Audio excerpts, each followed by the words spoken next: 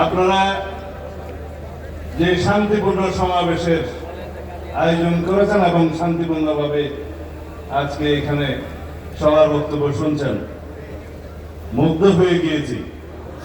এই শৃঙ্খলা, এই শান্তিপূর্ণ শোনার মতো মানসিকতা আপনাদের দিলে কি গুজরেছে আমি জানি।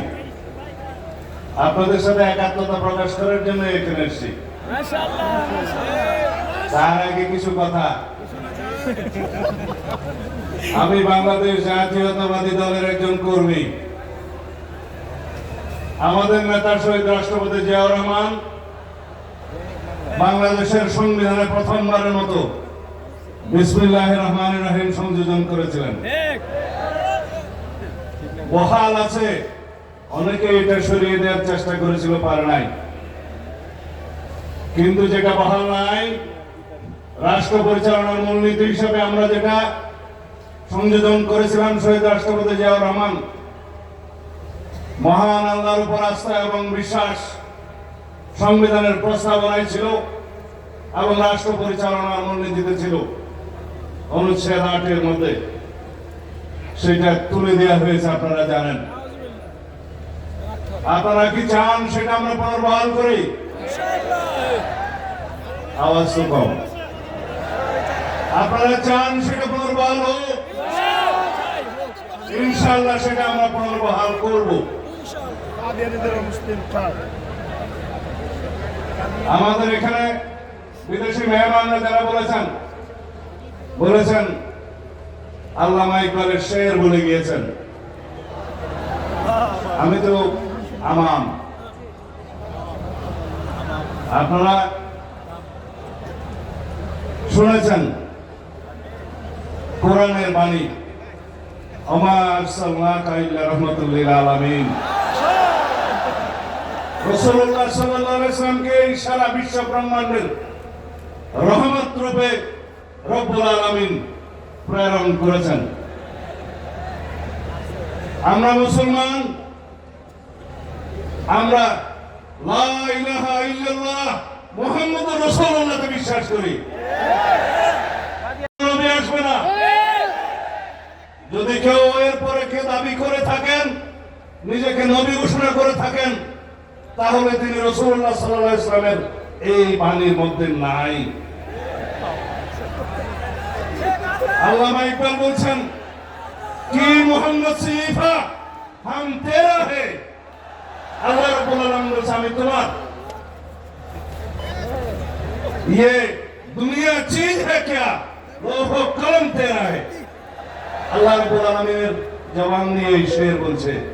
তা আমরা রাসূলুল্লাহ সাল্লাল্লাহু আলাইহি ওয়াসাল্লামের আখেরি বাংলাদেশের মানুষ হিসেবে, আমরা এই দেশের নাগরিক হিসেবে বাংলাদেশি পরিচয়ে বিশ্বাস করি। কিন্তু সারা পৃথিবীতে সমস্ত মুসলমান কৌম মিল্লাত ইসলামিয়া मजहब से, कौन मजहब से, मजहब जो नहीं तुम भी नहीं, जज्बाए बाहम नहीं, महफिल अंजुमन में नहीं। এই হচ্ছে আমাদের শেষ বক্তব্য আল্লামা ইকবালের ভাষায়। বলছে, যদি মিল্লাত ইসলামী আমরা একটা থাকি, সারা পৃথিবীতে আমাদের শক্তি। আমরা এই কওম হিসাবে, মুসলমান হিসাবে পৃথিবীতে বিভক্তির কারণে আজকে প্যালেস্টাইনে আমাদেরকে হত্যা করছে, গাজাতে নির্মম হত্যাযজ্ঞ চলছে, সারা পৃথিবীর বিভিন্ন জায়গায় আমাদের রোহিঙ্গা ভাইদেরকে হত্যাযজ্ঞে শিকার হতে হচ্ছে, শুধু আমাদের দুর্বলতার কারণে। যাই হোক, আপনারা যেটা শুনতে চাচ্ছেন সেটা বলি।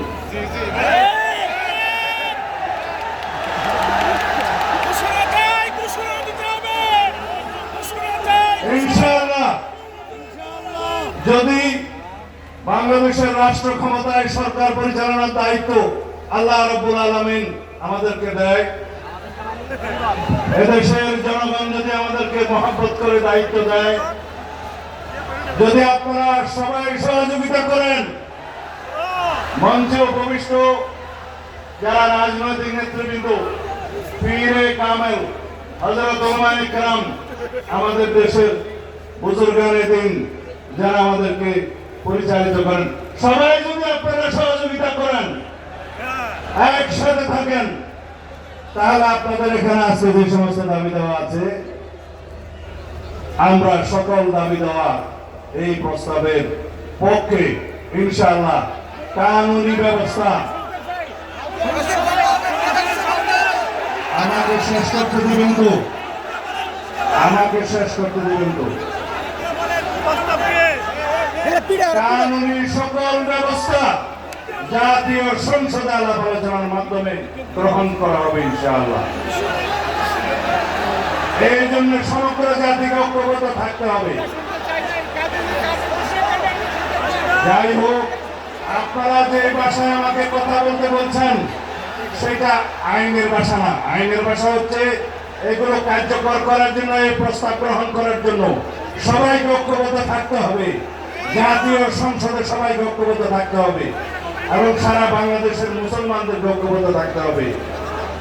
আমরা ইনশাআল্লাহ আপনাদের এই প্রস্তাব গ্রহণ করব।